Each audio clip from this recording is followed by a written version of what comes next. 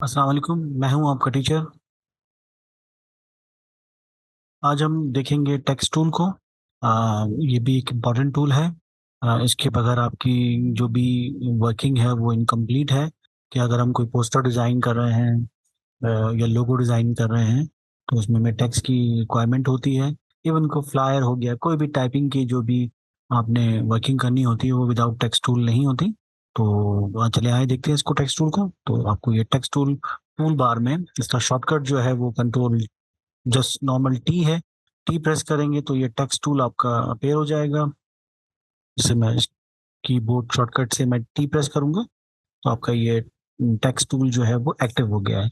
Again इसमें भी आपके पास देखें एक छोटा सा ट्राइंगल बना आ रहा है, इट्स मीन इसके अंदर फर्दर टूल्स हैं। तो हम इसको प्रेस करके टेयर ऑफ कर लेंगे। टेयर ऑफ से ये अलग पैनल आपके पास अपेयर हो जाएगा।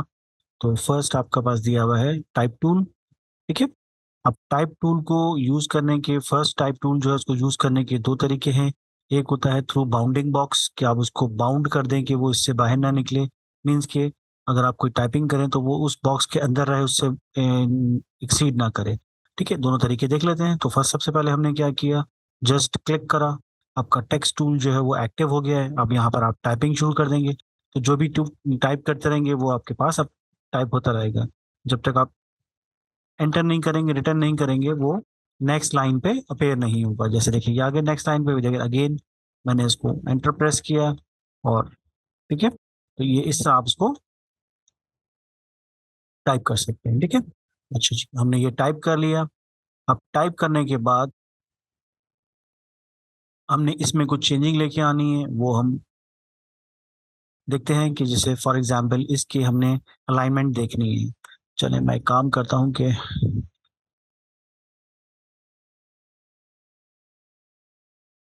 हम लिखते हैं यहाँ पर इलस्ट्रेटर इलस्ट्रेटर ठीक है, ये हमने इलस्ट्रेटर टाइप कर लिया। अब इसकी हम फर्दर ऑप्शंस देखते हैं जो हमने नॉर्मल टेक्स्ट टूल से ये इलस्ट्रेटर टाइप किया है। सबसे पहले आपके पास ये ऊपर इसकी, हम स्टार्ट करते हैं इसके फ़ॉन्ट के स्टाइल से कि हमने कौन सा स्टाइल इसका फ़ॉन्ट का देना है। तो यहाँ पर अगर आप फोल्डर मेन्यू में जाएं तो आपके पास यहाँ पर बहुत सारे फ़ॉन्ट के स्टाइल पेयर हो जाते हैं। जैसे ही आपको नज़र आ रहा है कि मैंने यहाँ से ये फ़ॉन्ट का स्टाइल सेलेक्ट कर लिया। ठीक है, अच्छा, एक तरीका ये है कि आप यहाँ से फोल्डर मेन्यू में जाएं, दूसरा ये कि आप इसको क्लिक करके एरो की से, डाउन एरो की से आप जाते रहें और उसकी जो प्रीव्यू है वो आप देखते रहें। देखिए जैसे मैं ये प्रीव्यू देख रहा हूँ कि कौन सा स्टाइल हमने लगाना है। जो स्टाइल आपने यूज करना है उसको लेने के बाद ये आपका स्टाइल क्रिएट हो गया। उसके बाद अगर हमने इसको साइज को इंक्रीज करना है तो शॉर्टकट भी आपको मैं बताता हूँ। और वैसे अगर हम जाएं तो यहाँ पर आपके पास ये पीटी लिखा हुआ है पॉइंट्स, तो इसके पॉइंट्स हम यहाँ से इंक्रीज कर सकते हैं। फर्दर अगर आपने करना है, जैसे भी इसमें मैक्सिमम जो है वो 72 आपको नजर आ रहे हैं। अगर आप मुझे इससे ज़्यादा बढ़ाना है तो आप यहाँ पर टाइप कर लें 100 पीटी। ठीक है, तो ये 100 पीटी का क्रिएट हो जाएगा। इसी तरह अगर आपने इसको शॉर्टकट की फॉर्म में, चलें पहले आगे दो तीन और ऑप्शंस देख लें फिर हम शॉर्टकट्स पे आते हैं। इसी तरह आपके पास इसकी ये अलाइनमेंट है कि किस अलाइनमेंट में ये होना चाहिए। अगर आपके पास सिंगल लाइन है तो उसमें अलाइनमेंट की ज़रूरत नहीं है इतनी, लेकिन अगर आपने मल्टीपल लाइंस पे काम किया हुआ है तो वहाँ आपको अलाइनमेंट की ज़रूरत होगी।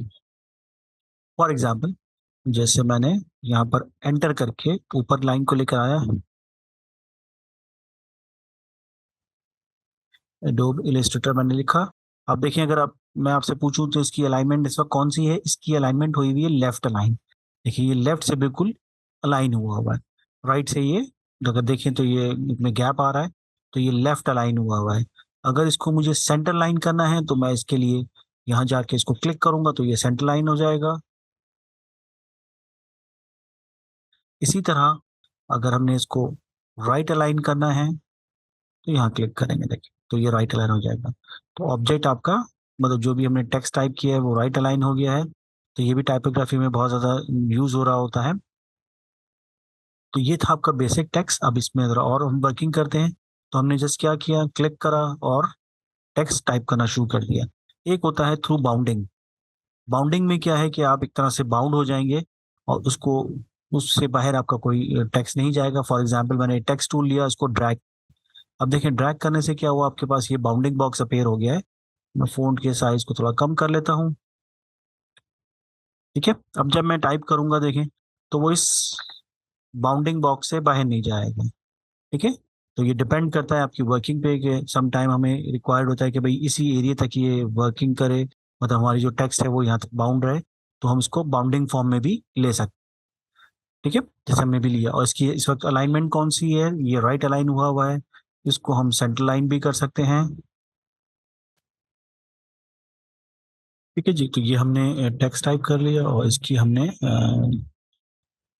अलाइनमेंट भी देख ली कि लेफ्ट करनी है, सेंटर करनी है, या जो भी है। ठीक है, इसी तरह अगर हम फर्दर अब आगे इसी टूल्स पे आते हैं, इन्हीं टूल्स को आगे देखते हैं, कंट्रोल ए करके सिलेक्ट ऑल किया, इसको मैंने सेंट्रलाइज कर लिया। ठीक है, ये आपके पास हमें लिखा हुआ आ गया।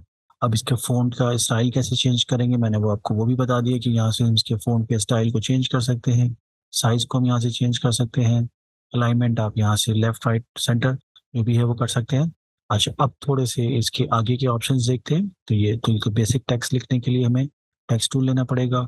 उसके बाद ये आपके पास एरिया टाइप टूल है, जो एरिया टाइप टूल नाम से ही आपको लग रहा होगा कि ये किसी स्पेसिफिक एरिया पे वर्क करेगा। अब वो एरिया किसी भी फॉर्म में हो सकता है, जैसे अगर वो सर्कुलर फॉर्म है, जैसे मैंने ये सर्किल ड्रॉ किया, मैं चाहता हूँ कि वो इसके अंदर टाइपिंग करे, तो आपने ये एरिया टाइप टूल लिया और जस्ट क्लिक करा। ठीक है, ठीक है।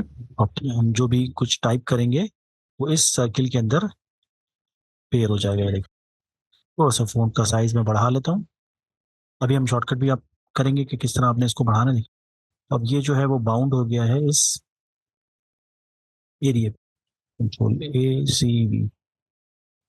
ठीक है, तो मैं इसको अनसेलेक्ट करता हूँ, तो ये एक स्पेसिफिक एरिया के अंदर ये बाउंड हो गया। अब वो एरिया ओपन पाथ भी हो सकता है, क्लोज पाथ भी।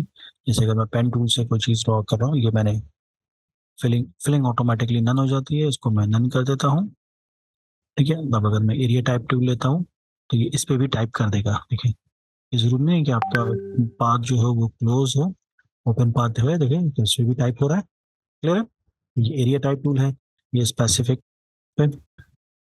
इसी तरह देखिए एक एरिया टाइप टूल है, और इसी का एक और है वो वर्टिकल एरिया टाइप टूल। जिस तरह आपके पास ये पाथ टाइप टूल है, इसी में आपके पास ये वर्टिकल पाथ टाइप टूल है। दोनों दोनों सेम है, बस डिफरेंस ये है कि नॉर्मल पाथ टाइप टूल जो है वो हॉरिजॉन्टल फॉर्म में लिखता है, जो नॉर्मल लिखते हैं, और जो वर्टिकल है वो टॉप टू बॉटम लिखेगा। तो पहले इसको भी देख लें कि हमने जब टेक्स्ट टाइप टूल किया था, उसी तरह सेम आपने वर्टिकल पाथ टाइप टूल पे क्लिक करा। अगर आपने बाउंडिंग फॉर्म में करना है तो आप ड्रैग करके बॉक्स बना ले, बाउंडिंग बॉक्स। अब देखें, ठीक है, तो ये वर्टिकल फॉर्म में अपेयर हो गया। और अगर आपने ऐसे ही करना है तो आप जस्ट क्लिक करें और टाइपिंग शुरू कर दें। जैसे मुझे सेल लिखना है, सेल। ठीक है, तो ये सेल हमने वर्टिकल फॉर्म में इस तरह लिख लिया। क्लियर है, तो ये अब सेल हमने इस फॉर्म में, क्योंकि अगर सम टाइम आपको ये विंडो पे लगाना होता है, तो उसके लिए फिर हम इस तरह वर्टिकली इसको लिख सकते हैं।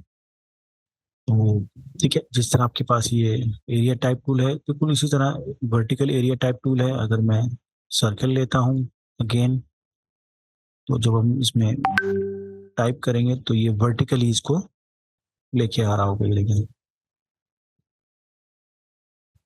जिस तरह आपके पास देखिए ये हॉरिजॉन्टल फॉर्म में था, इस तरह ये वर्टिकल फॉर्म में भी आया। तो कहीं कहीं हमारी जब टाइपोग्राफी में रिक्वायरमेंट होती है कि हम इसको वर्टिकल फॉर्म में ले रहे होते हैं। ठीक है, तो ये type tool, vertical type tool same, बस डिफरेंस क्या है हॉरिजॉन्टल और वर्टिकल टाइपिंग का। Area type tool, vertical area type tool same, बस डिफरेंस हॉरिजॉन्टल वर्टिकल का।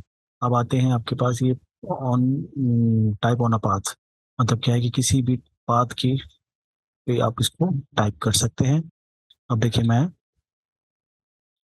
इसी पाथ की एक और कॉपी ले लेता हूँ। ठीक है, दोनों करके दिखा देता हूँ। ऑब्जेक्ट इसको सिलेक्ट किया, हमने लिया यहाँ से टाइप ऑन अ पाथ और जस्ट क्लिक करा। ठीक है, तो ये अब आपके पास।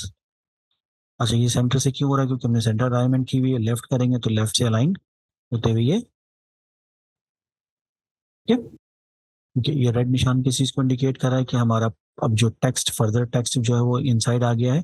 ठीक है, ये हमारे पास था vertical normal part type tool. अब आते हैं वर्टिकल पार्ट टाइप टूल पे। ये मैं क्लिक करूंगा और ये भी टाइप तो हो रहा है पाथ पे ही, लेकिन ये वर्टिकल फॉर्म में हो रहा है। देखिए दोनों का डिफरेंस आपको नजर आ रहा है। तो ये इसकी बेसलाइन के साथ मूव हो रहा है और ये सेंटर से मूव कर रहा है। इसी तरह हमारे पास एक लास्ट जो टूल है इसमें, वो टच टूल। ये भी फ़ॉन्ट्स में मतलब जो आपकी टाइपिंग है उसमें वेरिएशन के लिए काम आता है। जैसे मैं अगर ये टच टूल को लेने के बाद शिफ्ट टी इसका शॉर्टकट है, देखिए तो इसका टी है। तो आप जब यहाँ जाएंगे तो सबके वो टूल टिप पे आपको नजर आ जाता है कि किसका कौन सा शॉर्टकट है। ठीक है, तो देखिए ये तो स्टार्टिंग और एंडिंग वाले के ये हमारे टच टाइप टूल का शॉर्टकट है शिफ्ट टी। इसको सिलेक्ट करा और जस्ट क्लिक करा, तो उसने इसको सिर्फ जस्ट इंडिविजुअल ए को उसने पिक कर लिया, उसकी सराउंडिंग में बाउंडिंग बॉक्स लेकर आ गया। इसको आप मूव करके थोड़ा सा हम इसको ऐसे, ये टाइपोग्राफी में जब आप कोई काम कर रहे हो उस टाइप, उसमें हम इसको यूज कर सकते हैं। देखिए इसको अगर आपने रोटेट भी करना है तो रोटेट भी कर सकते हैं। देखिए यहाँ से मैं रोटेट कर सकता हूँ। तो ये इस तरह हम इसको, तो कोई अगर आपने कोई पोस्टर डिजाइन कर रहे हैं, लीफलेट, तो उसमें अगर आपने कोई टाइपोग्राफी में इस तरह की कुछ देना है तो वहाँ हम ये टच स्टाइल बहुत यूजफुल है। टच टच टाइप टूल बहुत यूजफुल होता है। ठीक है जी, तो ये इस तरह हमने इसको, तो ये थे बिल्कुल बेसिक आपके टूल, टाइप टूल।